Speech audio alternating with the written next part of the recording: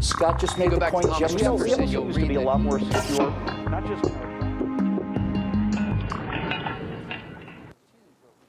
Well, I suppose most of you by now have known for a long time that I'm a space kid. I'm just an Apollo kid. Grew up with the Apollo program, Afterburner, Firewall, all these names, eject, eject, eject. Always wanted to be an astronaut, was going to fly for the fly fighters for the United States Air Force, become an astronaut. I saw Neil Armstrong step down on the surface of the moon on July 20th, 1969. I was in the Plaza Hotel, looked down into Times Square, heard the big roar. I said, I'm 10, 15 years from now, Mars mission time, I'll be 25 and perfect. Well, NASA's had a lot of beatings lately, but fortunately, we've got some good news, and we've been waiting a long time for a story like this. So let's bring in Steve Green and Scott Ott, because at last, ladies and gentlemen, at last, finally, some good news from the space program. Earlier today, NASA announced the beginning of a construction for what they're calling the Antares program.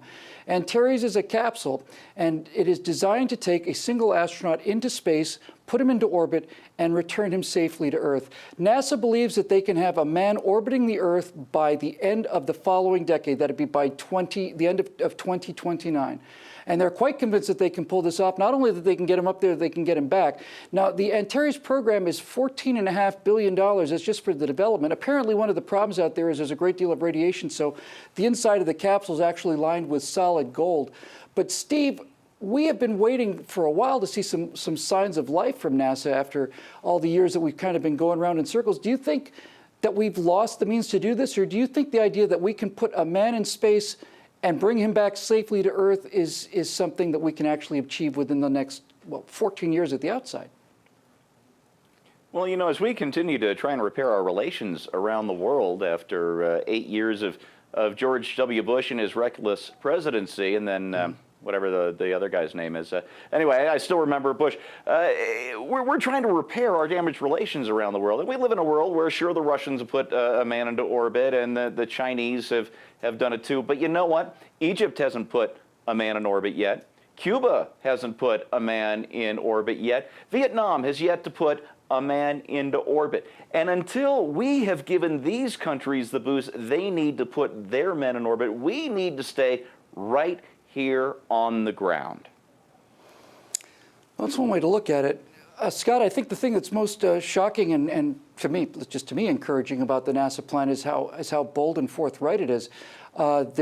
You would think there'd be a plan to launch chimps into space, to perhaps put a dog up there, or maybe fly some kind of plants or something to see if the capsule was intact. But they say no, $14 billion a year over the next 11 or 12 years, and they will be ready to go. I've seen the design of the capsule. It's actually fairly conical. It's kind of comes to a point, and then it's a conical thing, just big enough for one man to fit in there, a single seat. But they're utterly convinced that this thing will be able to hold pressure for 12, 15 hours, and that would be enough time for an astronaut to orbit the Earth several times and make it back to the good old US of A. Do you think they're rushing this? Do you think they're going too fast?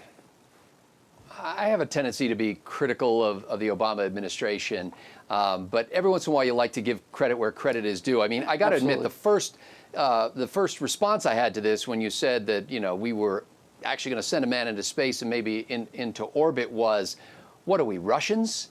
I mean, it just didn't seem like an American thing to do. But then I remembered, I mean, that NASA's core mission is that outreach to Muslims. And apparently some of those Muslim folks have been working behind the scenes so that we've been able to advance to this point. And so I'm greatly encouraged that they've actually, I mean, it's not so much the launching of rockets or being able to put a human into space and protect them from all the radiation and all that kind of stuff. I'm more interested in the part where humans are uniting with humans around the world, where people in America are reaching out and saying, we're not so different from the Muslims, and we believe that our future lies with Islamic space travel. So it's actually kind of an encouraging thing, and as they say in Russia, dobiye no provoye. I don't know what that means. Neither do I. Okay. Sorry. I just would like to say, look, there's been a lot of bashing of American educational standards. There's been a lot of bashing of our national will. We're spending money on all these things that we don't normally, we shouldn't spend money on.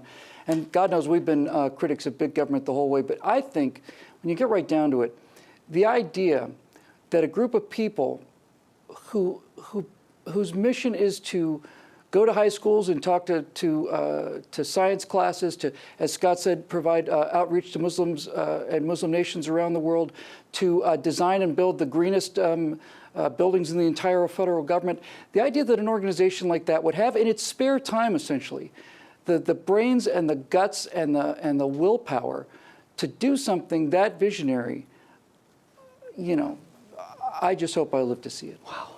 It's a great day. Into space and return him safely to Earth. Get those sons and daughters of yours out there geared up, ladies and gentlemen. It's going to be an amazing, amazing future that we've got directly ahead of us. For Steve Green, Scott Ott, and the rest of your trifecta team, I'm Bill Whittle. Thanks for joining us, and happy April Fool's Day.